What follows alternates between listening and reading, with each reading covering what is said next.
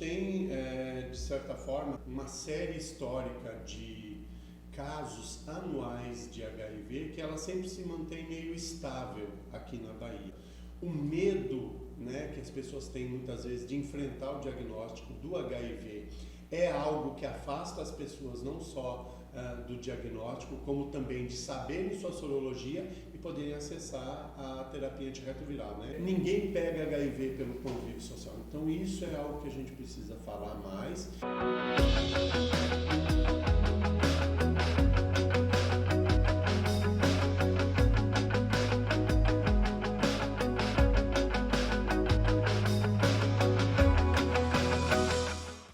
Olá, sejam muito bem-vindos mais uma vez ao programa Entre Aspas. É sempre muito bom ter vocês por aqui. Como vocês já sabem, se vocês quiserem participar aqui do programa Entre Aspas, enviando uma sugestão, utilizem o nosso e-mail, esse que está aparecendo aqui na tela. Existem também nossas redes sociais, Facebook e Instagram. Sem falar no telefone do Fala Servidor, esse que está aparecendo aqui na tela. Além de enviar a sugestão, você também pode tirar dúvidas e agendar atendimentos com os nossos departamentos de RH e o jurídico. E se você ainda não é filiado e quer fazer parte da família do Centro de Saúde Bahia, aponte a câmera do seu celular para este QR Code que aparece aqui e seja muito bem-vindo ao Centro de Saúde Bahia.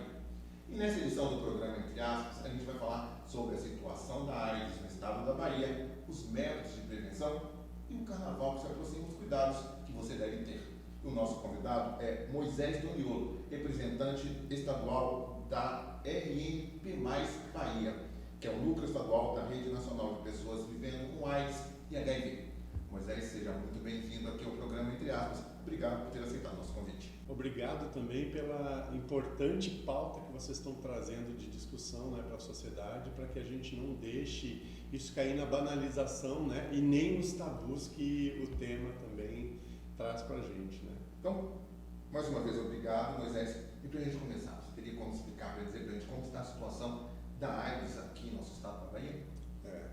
A gente tem, de certa forma, Vladimir, uma série histórica de casos anuais de HIV que ela sempre se mantém meio estável aqui na Bahia. Então é importante a gente dizer que os números nunca foram muito altos na série histórica. Então isso daria para a gente avaliar que há uma tendência de estabilização da pandemia nos números de notificação. Claro e óbvio que a gente tem outros fenômenos interagindo com isso, que é a subnotificação de casos, ou seja, o medo, né, que as pessoas têm muitas vezes de enfrentar o diagnóstico do HIV é algo que afasta as pessoas não só do diagnóstico, como também de saberem sua sorologia e poderem acessar a terapia antirretroviral, né? Então, isso é um fenômeno que às vezes afasta um pouco, mas a nossa tendência atual é de estabilização, né? A gente tem números que se mantêm estáveis e que, claro e óbvio, né, durante a pandemia houve um pouco de decréscimo no número do estado, porque as pessoas não tinham como ir muito aos serviços de saúde que faziam o diagnóstico, né? Então caiu um pouco, mas nós já estamos de novo em tendência de estabilização dos números normais. E você fala em estabilização. Essa estabilização, esses números atuais, eles são números preocupantes, são números que assim as pessoas podem estar controlados? A gente poderia dizer que está controlado, mas continua sendo preocupante os dados que a gente tem, porque assim, a Bahia chega agora, na série histórica dos últimos 10 anos, com 20.253 casos de HIV e um pouco mais da metade disso, que são 12.282 casos de AIDS, nessa série histórica de 10 anos. O que isso nos diz? É que metade dos casos, pelo menos, que estão chegando são de AIDS, ou seja, são de pessoas cujo diagnóstico é tardio, ou seja, elas estão há algum tempo com o vírus HIV sem terem se tratado, e isso pode ocasionar várias coisas negativas para o processo. Primeiro, que é o óbito, né? Não só o adoecimento, mas o óbito também por AIDS. E o outro fato mais preocupante, que é quando você não sabe a sua sorologia e não se trata, a tendência é que essa pessoa seja um potencial transmissor do vírus para outras pessoas.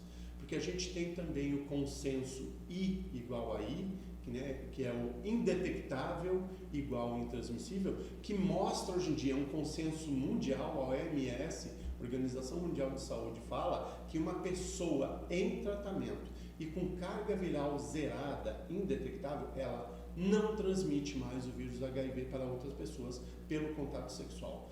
Isso é importante que a gente saliente para as pessoas, porque ter diagnóstico e fazer o tratamento hoje em dia é uma forma também de prevenção e de contenção da epidemia na sociedade.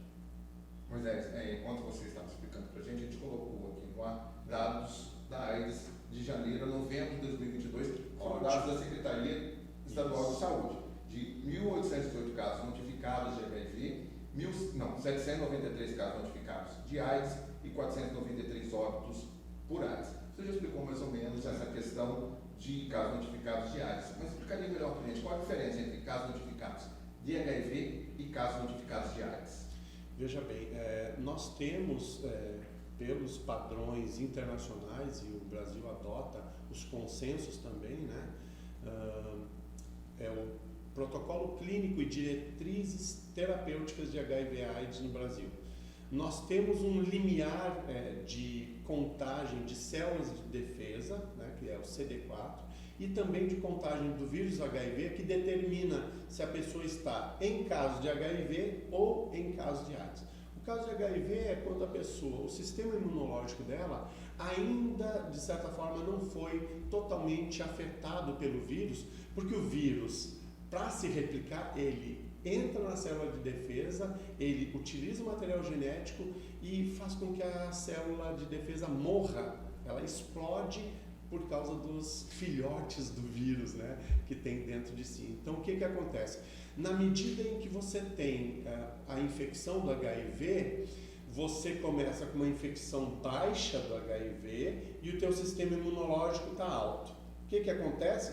À medida que sobe a infecção do HIV, o teu sistema imunológico baixa. É uma situação inversamente proporcional. Então, enquanto são as fases iniciais da infecção, a pessoa vive com HIV. Então, ela ainda tem condições de resistir às doenças, né, de enfrentar qualquer infecção ou outra, mas ao longo do tempo, né, a contagem de célula de defesa baixa e a pessoa pode evoluir para AIDS, quadro de AIDS, ou seja, a qualquer momento, qualquer doença, uma simples gripe pode matar ela, né? Então a gente tenta, de certa forma, informar a sociedade que é importante fazer o diagnóstico precoce, oportuno, ou seja, enquanto a pessoa ainda está saudável, porque isso evita não só o adoecimento e a morte, né, como também a gente pode introduzir a terapia antirretroviral que ajuda na disseminação, né, da infecção a reduzir esses níveis da epidemia.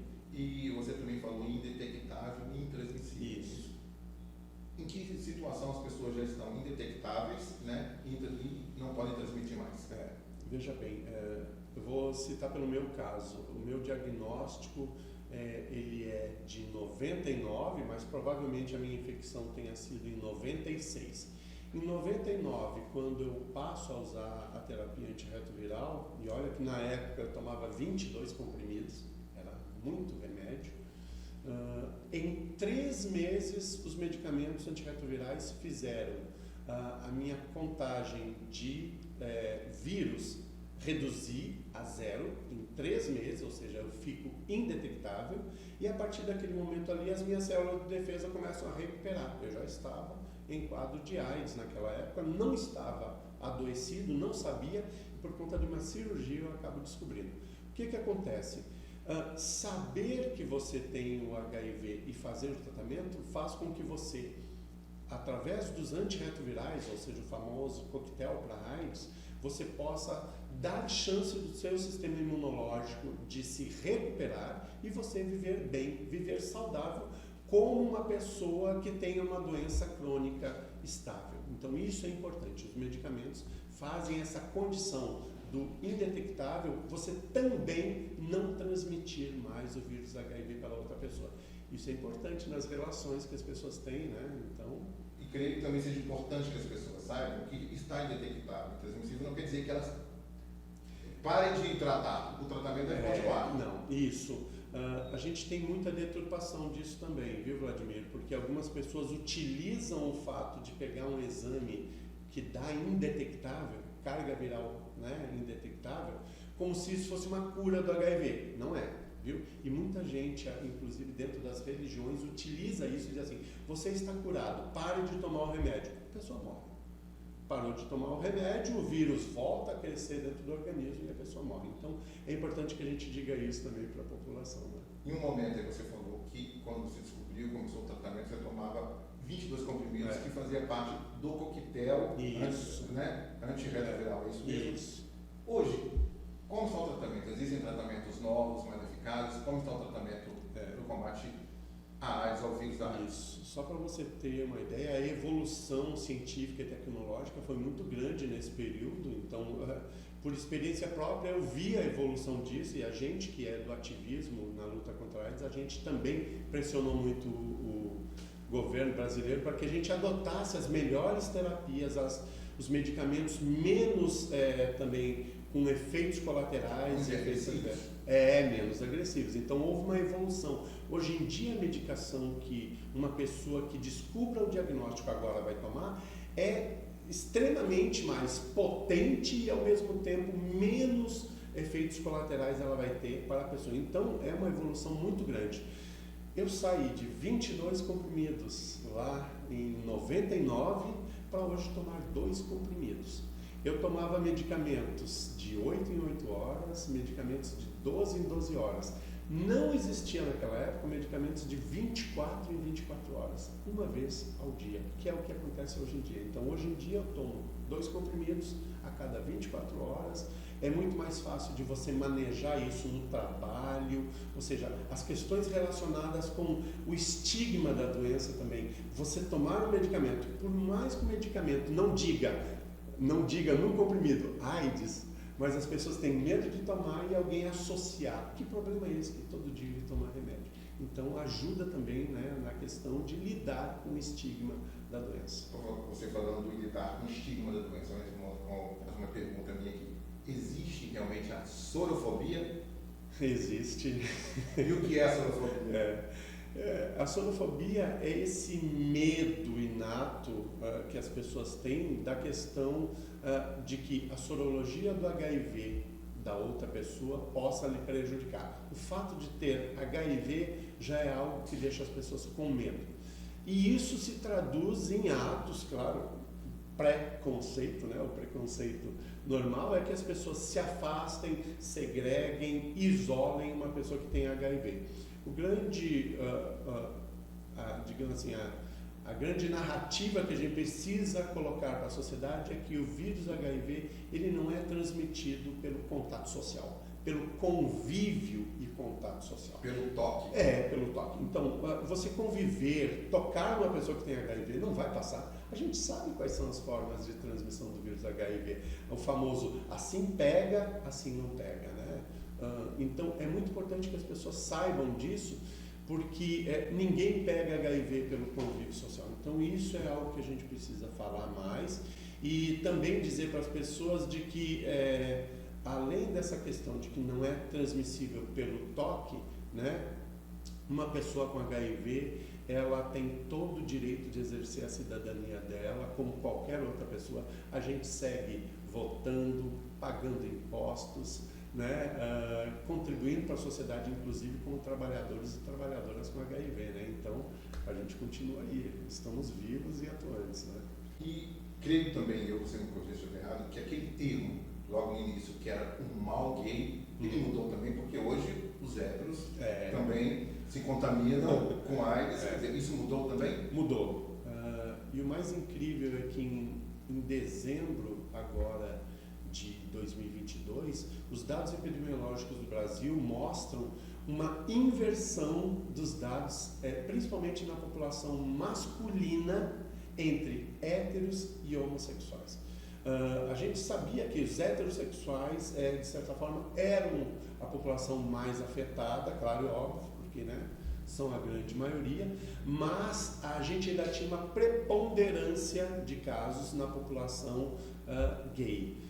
O que ocorre em 2022, agora em dezembro, é uma inversão. Os dados de homens heterossexuais ultrapassam o de homens homossexuais. O que isso quer dizer? Os heterossexuais, principalmente masculinos, estão mais vulneráveis, e principalmente porque na série histórica que a gente tem, as pessoas se achavam não vulneráveis por serem heterossexuais. Ou seja, uso de preservativo na população hétero não é uma besteira. Hétero não pega. Isso demonstra que eles estão se cuidando menos.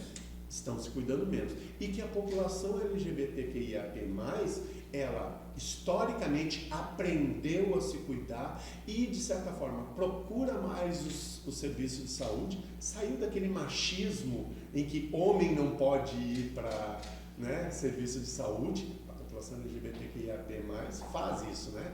E que o homem heterossexual ainda não vai fazer exames, não procura o serviço médico, então isso é bem ruim. Geralmente eles são os casos de mais mortes, inclusive, nos dados epidemiológicos. Moisés, por falar em cuidado, a gente falou muito em cuidados agora. O carnaval está se aproximando. Essa é uma época que as pessoas extravasam, esquecem de tudo, bebem, se entregam à folia e fazem de tudo, né? E acabam se descuidando muito. Eu te pergunto, o que as pessoas devem ficar atentas neste período? O que vocês recomendam para este período? Bom, e desculpem outros estados, mas eu ainda considero que nós temos o maior carnaval do Brasil. Então, a gente precisa falar não só para a nossa população interna, baiana aqui, que o carnaval é uma época em que a gente vivencia uma liberdade muito maior, as pessoas vão para a rua, curtem, extravasam sua alegria, sua sexualidade, seus desejos. Então é bem importante que a gente sempre lembre de que neste momento você pode estar mais vulnerável, inclusive pela ocorrência de pessoas de fora do país, A gente tem mundialmente, inclusive, acompanhamento de estudos que mostram que existem países onde já existe o supervírus HIV. Então, é importante que a gente fale de prevenção para a população, não só porque pegar HIV é uma coisa evitável. Então, nesses momentos a gente precisa fazer prevenção, ter cuidado consigo mesmo e cuidado com o outro, usando preservativo, que é o método mais conhecido, claro e óbvio, Tanto o preservativo externo, que é o famoso masculino para homens, quanto o interno, que existe preservativo também para as mulheres poderem usar, para evitar a questão machista de que o poder está na mão do homem, se o homem não usar, a mulher não usa. Não, a gente tem que combater isso também.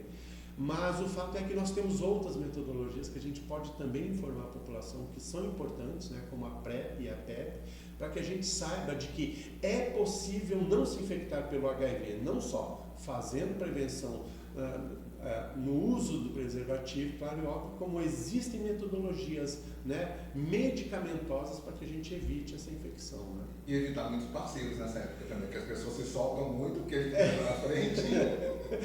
Eu costumo dizer que, como diria a música de Ney Matogrosso, nós estamos num país abaixo da linha do Equador, Aqui é muito difícil de ver isso, o calor, e principalmente porque o povo baiano não é um povo que acolhe todo mundo de uma maneira, é um povo amável.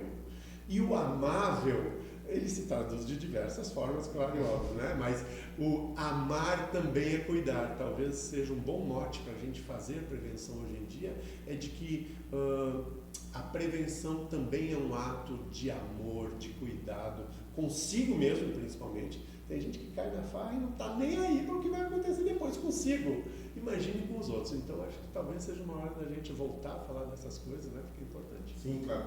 E que as pessoas fiquem atentas também que dentro do próprio circuito, os circuitos existem onde fazer os testes rápidos, as pessoas saberem como estão, E também, muitas vezes, existem no circuito lugares de distribuição de preservativo feminino, ou pelo menos você saber aonde estão disponíveis outras metodologias, como a PrEP, a profilaxia pré-exposição, ou seja, os medicamentos antirretrovirais, eles podem ser tomados antes, nós ainda não temos a PrEP sob demanda, que você toma 48 horas antes, no dia e 24 horas depois do sexo, e aí isso impede a infecção.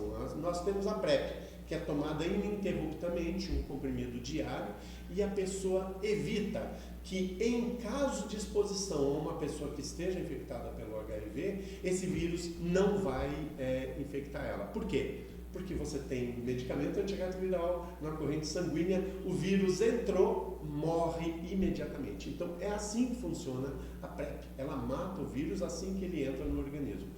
E temos a PEP, que é a profilaxia pós-exposição. Então nós temos os casos como violência sexual, em que uma pessoa, em até 72 horas depois dessa violência sexual, ela pode fazer o uso de antirretrovirais, vai ser por 29 dias, e isso evita com que ela se infecte pelo HIV, caso essa exposição tenha sido com uma pessoa, né? Não sabemos muitas vezes na questão da violência sexual se a pessoa, o abusador, se ele é ou não infectado pelo HIV, mas existe a metodologia para isso também. E até te pergunto agora, existe um acompanhamento na distribuição de quem está usando o PrEP e a PEP, até porque se tem esse método de prevenção, as pessoas não podem usar aleatoriamente, quero transar, vou usar a PrEP para não correr o risco? Tem um acompanhamento?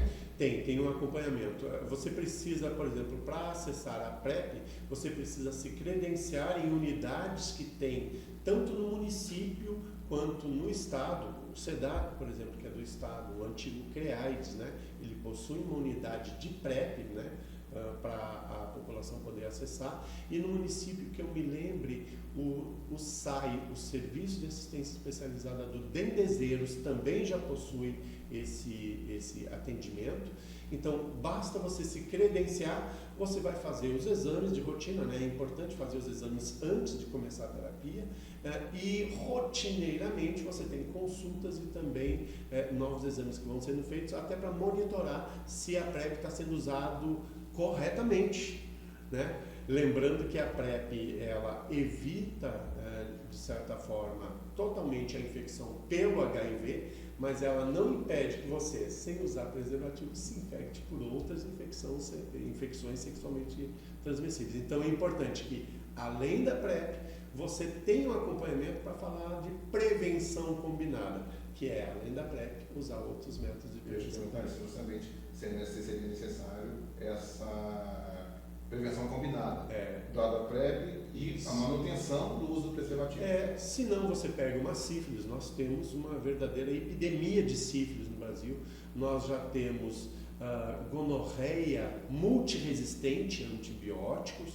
Nós temos outros vírus que o medicamento para PrEP não vai impedir. A hepatite, por exemplo. Hepatite B, hepatite C e o HTLV. A Bahia é um estado preponderante para casos de HTLV, né? O HIV, quando ele passa a ser conhecido, ele era chamado de HTLV3. Então, imagina, a gente já conhecia o HTLV, que afeta, de certa forma, o sistema nervoso central, e a Bahia é um caso, porque nós temos uma população negra, né, muito grande, e é uma doença que tem, de certa forma, uma ligação com a população negra muito grande. Então, a gente precisa também estar atento a isso e cuidar dessas outras questões, né? Mas infelizmente, nosso tempo aqui está chegando ao fim. Te agradeço mais uma vez. E deixo o espaço aberto aqui para você enviar um recado para quem está nos assistindo, né, de controle, prevenção, de cuidados com a AIDS. Ok, Vladimir. Bom, nós queremos, enquanto RNP, agradecer essa oportunidade da gente poder estar dialogando sobre esse tema. Vocês do Centro de Saúde lidam com uma população que também, de certa forma, pode estar exposta. Trabalhadores e trabalhadoras da saúde podem, inclusive, ser futuros usuários da PEP, a profilaxia pós-exposição, por conta de acidentes perfuro-cortantes, né? Então, isso é importante que a gente saiba quais são as unidades que nós temos no estado e no município que fazem a PEP, principalmente. E a gente, como movimento social de luta contra a AIDS, enquanto usuários, né, que temos HIV ou AIDS, a gente fica à disposição de vocês sempre que puderem e quiserem, né, debater o tema. E a gente tem as nossas reuniões sempre lá no SEDAP, no antigo CREAIDS, nas terças-feiras, às 14 horas, de 15 em 15 dias, mas aí qualquer coisa você pode deixar o nosso contato também e as pessoas acessarem a nossa agenda de reuniões quinzenal, tá bom? Moisés, muito obrigado mesmo pela sua participação aqui no Entre Aspas. Foram informações incríveis, um bate-papo, uma conversa fundamental. Muito obrigado. Ok, obrigado, Vladimir. E essa edição do Entre Aspas fica por aqui. Até o nosso próximo encontro. Até lá.